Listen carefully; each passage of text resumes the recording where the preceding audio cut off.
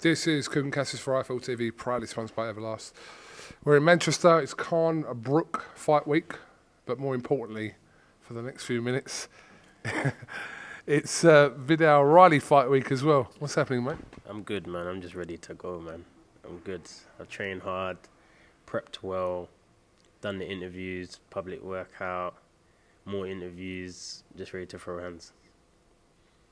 I think it's very important for people to know that you're not, even though your presence on social media is very big, it's a small aspect of your life. Boxing is the aspect of your life. Is that fair to say? Very fair to say. That's the fact of the matter. That's why at the press conference I felt I needed to say that. You know, a lot of prospects in the UK, they get their dues as a prospect and as the next big thing, and they haven't even achieved half of what I've achieved as an amateur. Do you know what I mean?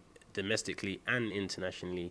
But then because I got a YouTube channel and I can rack up a few million views when I want, it's like I don't get taken seriously. But Saturday is the time to prove it. Big stage, a lot of people watching, a lot of media, so the message can get spread quicker that I'm serious.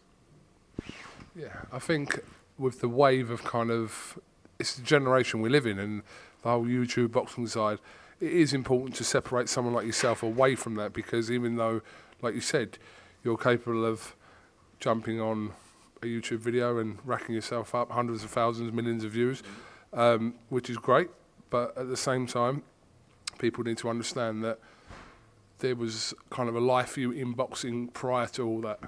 Yeah, I started boxing when I was 6 years old.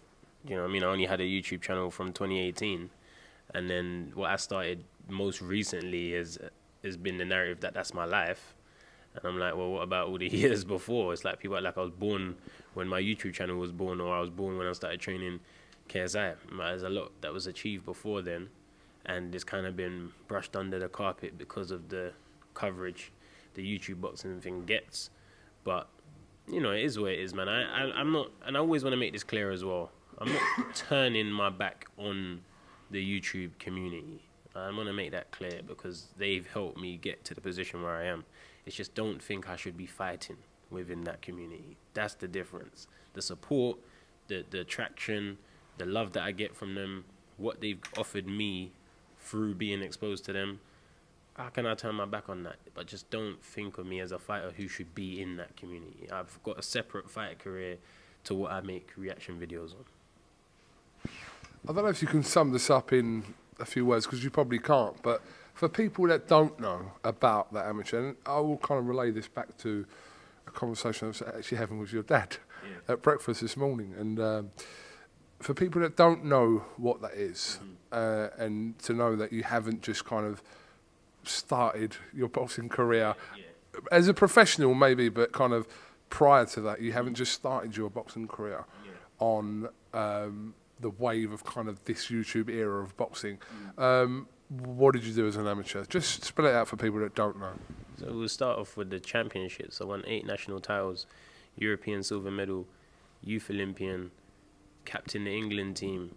I started boxing at 6 years old, Repton Boxing Club. I only spent a year in the nursery before I had to train with juniors.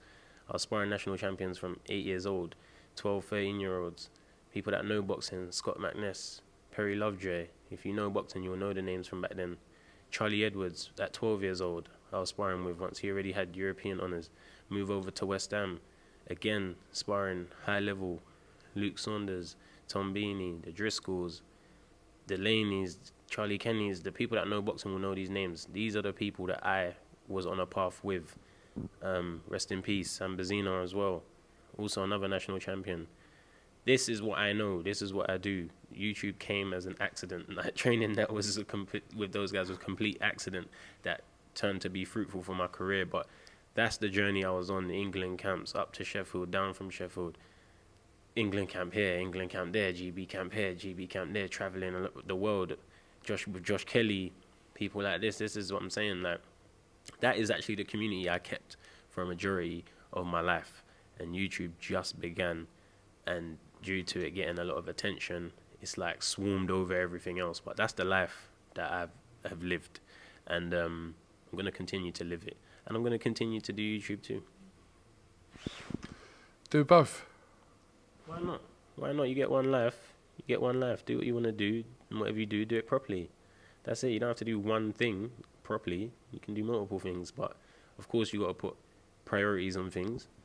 Boxing's the main priority. It just so happens that I don't sleep with my gloves on and with a head guard on and a grain guard on. So if I have a camera, I can sit down in front of that sometimes and record something, and people care about it. Like, I don't understand the big fuss. Fifth fight for you this week. I've seen some people. Actually, I saw one person tweet about you, and they said, "Oh, looking forward to Vidal Riley's pro debut this week." I'm like, "What?" I know, it's crazy. I don't know, but they generally did.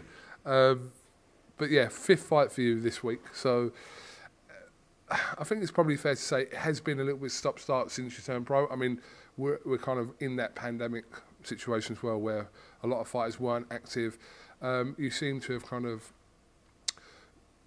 promotional-wise, obviously you're with Sky now, etc., and you seem to have kind of found your feet in that way, where you've got kind of your immediate next years now in a direction. Is that fair?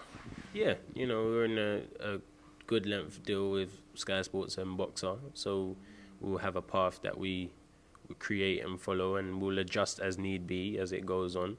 But I have a home. I have somewhere where I know I'll be fighting often. Excuse me. Activity won't be an issue. Exposure won't be an issue. And that is new for me in my career, but I'm ready to make the most of it. You know what we're going to get this week? We're going to get people watch you box. Yeah.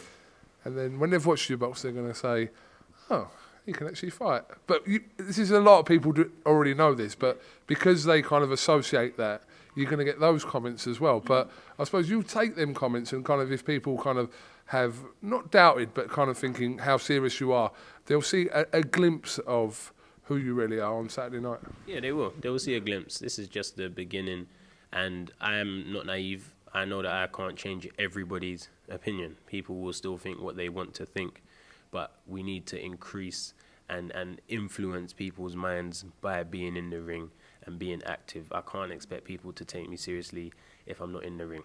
That's also fair, and I look at things from both sides. So once I'm active and I'm in the ring and I'm performing how I need to, people realize that I'm one of the best prospects in the UK, if not in the world. Very well put. Is YouTube boxing done though? Not that you're a part of that, but I'm saying, is it done? No, it's not done. It's not done. It's still going. There's a big show happening soon, isn't it? On March 5th. You've got Deji back in the ring, and it's still, those things get crazy attention, and it's not going to die. From a professional aspect, is it done? What do you mean, me coaching or? No, I just mean in general. Obviously, I know that show's happening on the 5th of March. The link-ups with like. But some of these guys that kind of you've worked with, etc., have boxed on professional cards. Is that aspect of it? Because it's always been a case of certain people believing that, like March the 5th, that's fine. But then when you're putting YouTube boxers on headlining cards with world champions then fighting underneath it, is that aspect of them fighting as professionals, more so in America really, is that aspect done? I don't think so, not yet. I think it will get to that point because it's a bit too much to separate, it seems, for the people. It's a bit confusing. As much as numbers-wise it makes sense for the people putting on the shows, it does create, it's hard to separate that line. It becomes, quite blurred. So I don't think that will continue for much longer. But it will happen for a bit. It will continue for a few more years, I think. What's your involvement at the moment with KSI? Oh, the involvement is that he's my friend. That's always been the involvement.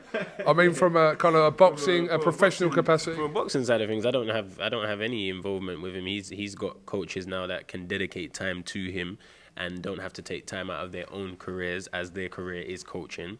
So they can give him the time that he needs. I feel like he's in good hands, and now my role is simply just to support what he does. If he's down the gym, and if I'm down the gym, he wants to come down and just have a little session for nostalgic reasons and pick up something, of course I'll throw a little bit in there, but I can't take on the main role, man. I've got too much to prove. I've got too much to do. Was that always the case for you though? Like that was one aspect of kind of helping your friend, as you said, train for those fights that he had. But also you had to kind of concentrate on your path as well.